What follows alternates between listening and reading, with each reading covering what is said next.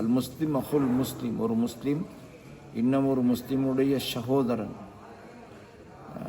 ஸல்லல்லாஹு அலைஹி வஸல்லம் இந்த கருத்தில் நிறைய விடயங்களை ஞாபகப்படுத்தினார். இந்த விடயத்தில்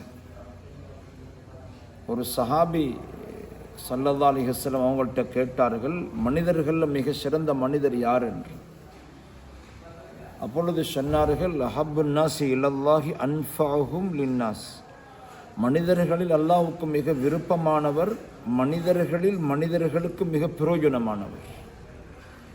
அப்போ நாங்கள் பிறர்களுக்காக வாழ வேண்டும், அடுத்தவர்களுடைய கண்ணீர் எங்களோட கண்ணீராக மாற வேண்டும், அடுத்தவர்களுடைய கஷ்டம் எங்களோட கஷ்டமாக மாற வேண்டும். இப்படியான ஒரு உணர்வு எங்களுக்கு ஏற்பட்டால் தான் இந்த சமூகத்தை எங்களால் கட்டி எழுப்பலாம்.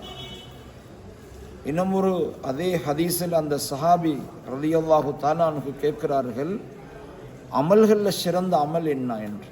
அப்பொழுதும் சொன்னார்கள் ஸல்லல்லாஹு அலைஹி வஸல்லம், அமல்களில் சிறந்த அமல் ஒரு மனிதனுடைய உள்ளத்தை சந்தோஷப்படுத்துவது, ஒரு மனிதனுடைய உள்ளத்தில் சந்தோஷத்தை உண்டாக்குவது.